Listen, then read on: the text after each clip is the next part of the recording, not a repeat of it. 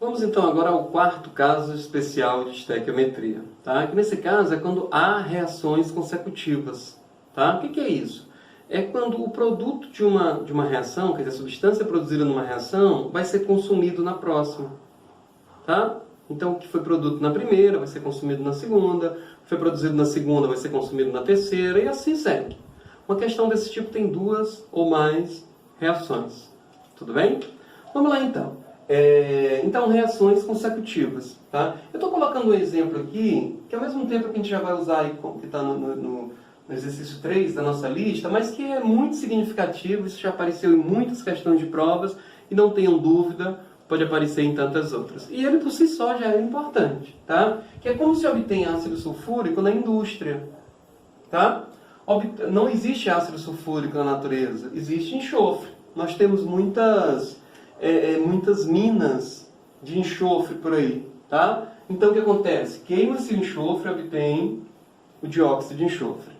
Esse dióxido de enxofre é novamente queimado, obtém-se o trióxido de enxofre, né? o anidrito sulfúrico. Esse, quando reage com água, finalmente forma o ácido sulfúrico. Tudo bem? Esse mesmo processo é o que acontece na formação da chuva ácida pelo ácido sulfúrico. Vale a pena a gente discutir essas coisas, tá, gente? Sempre aproveitando uma coisa, revisando outra. É assim que a gente estuda para esses vestibulares. Lá na gasolina tem enxofre. É uma impureza indesejável, mas está lá. Quando a gasolina queima, o enxofre queima junto. E aí forma o gás dióxido de enxofre, anidrito sulfuroso. É um gás, ele sai pelo escapamento do carro. Chegando na atmosfera, ele reage com o oxigênio do ar e oxida-se ao anidrito sulfúrico, ao trióxido de enxofre. Tá? E esse aí é estável, esse aí segura o tempo que for preciso. No dia que chover, ele vai lá e reage com a água da chuva, formando ácido sulfúrico que precipita junto com a chuva. Tá? Então, tanto em um contexto quanto em outro, pode vir uma questão desse tipo. Tá? Mas aí alguém poderia perguntar assim, mas o que tem a ver isso com a nossa estequiometria aqui? Sabe o que é? Eu poderia, por exemplo, a questão que a gente vai fazer, a letra A, pede para vocês o seguinte. Qual a massa do ácido, ou melhor, para eu obter uma certa massa de ácido sulfúrico, qual a massa de enxofre necessária? É isso que ele pergunta. Vocês leram aí? Qual é a massa de enxofre necessária para produzir 49 gramas de ácido sulfúrico? Tá? Aí nesse caso nós teríamos duas opções. Com a quantidade do enxofre, eu acho o SO2, fiz uma proporçãozinha, fiz uma regra de 3, trago o SO2 para cá. Tá? Com a quantidade do SO2, numa segunda regra de 3, eu encontro o SO3. E finalmente, com a terceira regra de 3, com o SO3 eu encontraria o ácido sulfúrico. Só que é muito trabalhoso. Normalmente a gente só faz assim se a gente não lembrar da forma correta de fazer. Ou da forma, não é a forma correta, a forma indicada, ou mais indicada para fazer. Tá bom? Mas dá certo. Ah, eu não me lembro o que o professor falou na aula, ou o que o Rogério falou lá no curso e tal. E aí? Né? Cara, vou na mão mesmo, no peito. Vai dar certo. Estequiometria é isso, gente. Por isso que eu insisto, né? Nunca desistam fácil de uma questão de cálculos químicos. Porque vocês sabem fazer. De um jeito ou de outro, ela vai sair. Tudo bem? Mas qual seria essa forma recomendada, então? Gente, o mais recomendado aqui é nós somarmos essas equações químicas e obtermos uma equação só. Tá? Só tem um detalhezinho importante aqui. Tá? Como é que eu vou fazer isso? Soma todos os reagentes, soma todos os produtos, certo? Tu vais ver que algumas substâncias vão estar repetidas no primeiro e no segundo membro, tu vais cortar, tá? E aí tu vai obter uma equação só. Mas aqui tem um detalhe. Olha, eu vou cancelar SO2 com SO2, SO3 com SO3, que vai ficar repetido. Mas eu só posso cancelar essas substâncias quando elas estiverem na mesma quantidade.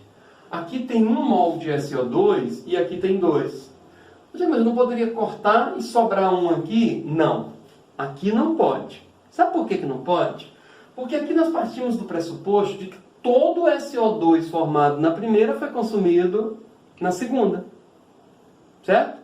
Então, se aqui consumiu 2, lá tinha que ter 2.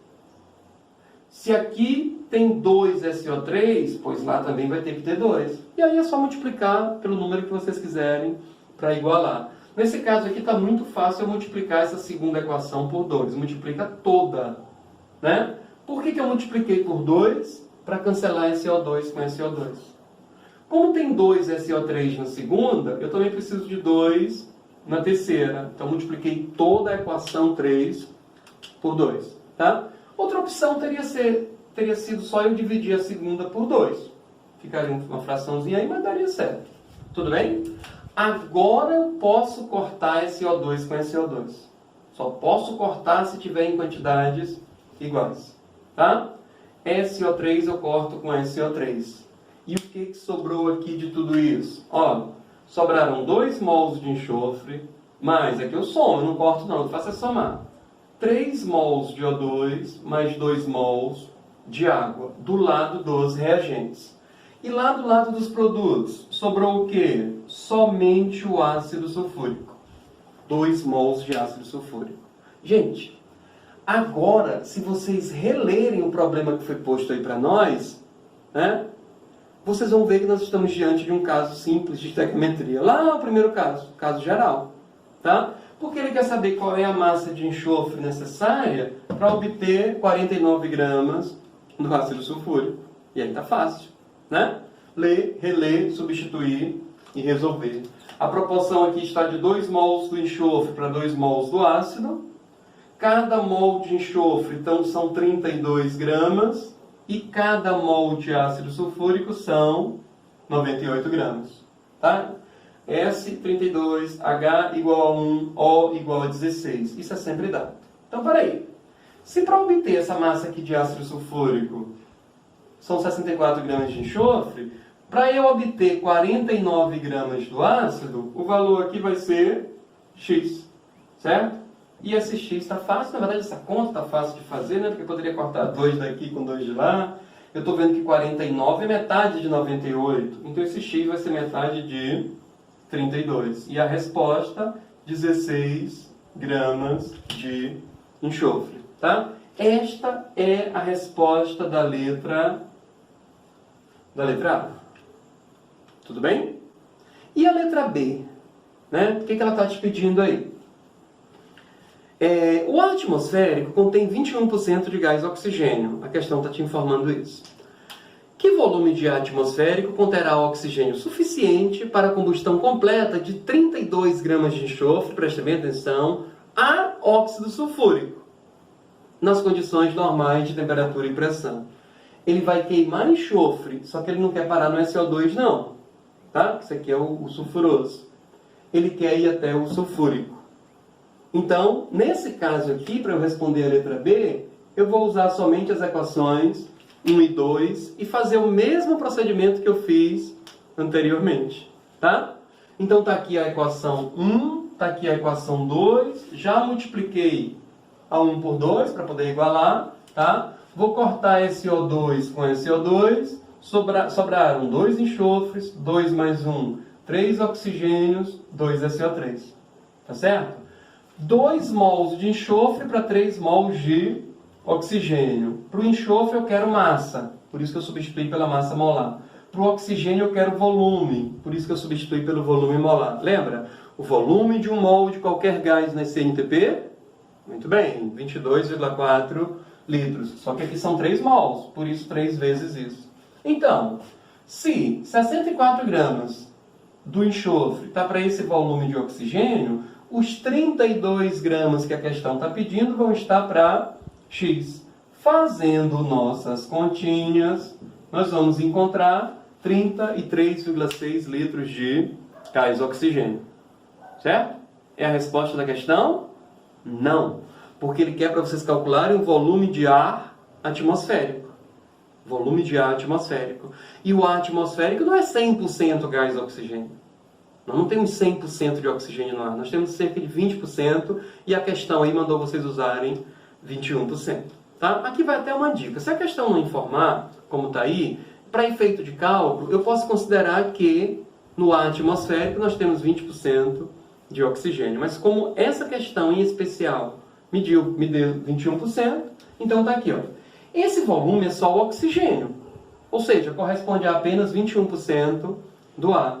Se 21% corresponde a 33,6 litros, 100%, que é o ar todo, vai corresponder a Y.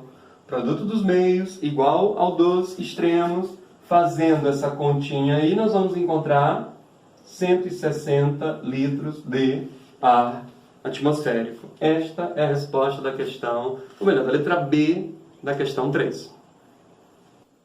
Quarta questão. Das reações que ocorrem na produção do ferro, são representadas por duas delas. Tá? Aí ele mostra aí, inclusive já balanceado. O monóxido de carbono formado na primeira reação é consumido na segunda. Considerando apenas essas duas etapas do processo, calcule a massa aproximada em quilogramas de carvão consumida na produção de 1 tonelada de ferro. E aí estão as massas atômicas de todo mundo, né? Do ferro, do carbono e do oxigênio. Tudo bem? Então, essa questão parece um pouco com a anterior, né? Uma questãozinha de sequências de reações consecutivas. Carbono reagiu com oxigênio e formou o monóxido de carbono. Tá? O monóxido de carbono formado na primeira reação, ele vai ser consumido na segunda. Tá? Para finalmente produzir o ferro que nós queremos. O que essa questão quer saber? Está relacionando ferro com carbono. Ferro está lá na segunda reação, carbono está aqui na terceira. O que é recomendado fazer? Juntar as duas numa só. Para isso, cancela o monóxido de carbono. Só que tem um detalhezinho, vocês estão vendo? Na primeira, tem 2 monóxidos de carbono, na segunda, tem 3. O que eu faço, então, para igualar esses dois valores? Isso mesmo, multiplica uma pela outra. Vou multiplicar a de cima lá por 3 e vou multiplicar essa de baixo por 2. E aí fica 6 aqui, então eu posso cortar. Então, tá aqui, ó. 3 vezes 2, 6. 3 vezes 1, 3. 3 vezes 2, 6. A de baixo eu multipliquei toda por 2. Aqui ficou 2, 6, 4, 6. Percebeu? Agora sim eu posso cancelar o monóxido de carbono e eu obtive uma equação só. Tá? Então a proporção são de 2 mols de carbono para 4 mols de ferro. Massa aqui, massa lá. Cada mol de carbono corresponde a 12 gramas. Como são 6 mols, 6 vezes 12. Cada mol de ferro corresponde a 56 gramas. Como são 4 mols, 4 vezes 56. Tudo bem? Então, se para essa massa de ferro, 6 vezes 12 gramas de carbono, o que ele quer? 1 tonelada, né? 1 tonelada são 1000 quilogramas. Cada quilo, 1000 gramas. 1000 vezes 1000, 1 milhão. 1 tonelada corresponde a 1 milhão de gramas. 10 a sexta gramas. Para 1 tonelada aqui vai ser X. Certo? Quando eu fizer produto dos meios igual ao dos extremos, resolver essa conta toda, eu estou encontrando aqui 0,3214 vezes 10 a sexta grama. Eu poderia organizar isso para tonelada, para quilograma, né? Mas como a questão está pedindo em quilograma, isso aqui vai dar 321 mil gramas, portanto 321 quilogramas. Tudo bem? Vê que o fundamento da estequiometria é sempre o mesmo. Tem a proporção em mol, transforma para massa, volume, que a questão pedir, e ele faz suas contas. Nosso mascote aí dando boa noite. Ok? Agora, tem rendimento, tem pureza, é reação consecutiva, tem excesso, aí é um detalhe que a questão, um ou mais, né? Porque há casos de questões que envolvem vários, ou mais de um pelo menos, mais de um desses casos. Como é essa questão 5, né, que vocês têm aí, é uma questão que já foi de uma segunda etapa de um vestibular da Universidade Federal do Maranhão, né, e que eu trago aqui mais para alertar vocês, para chamar a atenção de vocês para alguns detalhes. Tudo bem? A obtenção industrial do ácido sulfúrico, a partir do enxofre, se processa através dessas 3 etapas aí, que nós já discutimos, né, que é a mesma da chuva ácida, tá? Considerando que cada etapa tem um rendimento de 90%, olha aí, rendimento de cada etapa. Vou já mostrar como se faz isso, não é um rendimento global, não. Calcule a pureza do enxofre, olha que é a pureza lá do enxofre. Sabendo que 1 tonelada do mesmo produziu 1000 litros de ácido sulfúrico, com 98% de pureza, e a densidade desse produto, 1,84 gramas. Então, essa parte aí do ácido sulfúrico, a gente pode fazer esse cálculozinho logo à parte. Tá? Porque ele me deu a densidade, 1,84 grama por mililitro. Se vocês quiserem, gente, isso aqui equivale a 1.840 gramas por litro. Tá? Então, 1.000 litros já corresponde a 1,84 vezes 10 a sexta grama. Isso vem da densidade. Como tem só 98% do ácido sulfúrico, quando eu multiplicar esse valor por 0,98, vai dar 1,8. Então, eu vou trabalhar com essa massa de ácido sulfúrico para facilitar. Tá bom? Para a gente ser um pouquinho mais rápido também. Mas façam essas contas com calma, com cuidado, sempre. Tá? Inclusive, se a gente deixasse isso aqui indicadinho no final, ia dar para cortar umas coisinhas, mas aí conta, eu sempre deixo a critério do aluno. Só peço que façam com calma, né? Do jeito que sabe, do jeito que se sente seguro. Como fazer conta, como converter unidades, isso aí é com vocês, com cuidado, com todo respeito, porque isso é muito importante. Tudo bem? Então, o que nós fizemos aqui, turma? Igual a anterior, né, bem parecido, inclusive ele já deu esse balanceamento meio aqui, já me ajuda, porque eu já posso cortar um SO2 com um SO2, um SO3 com um SO3, né? Porque já veio balanceado dessa forma. Só cortei porque a quantidade está igual, tanto para o SO2 quanto para o SO3.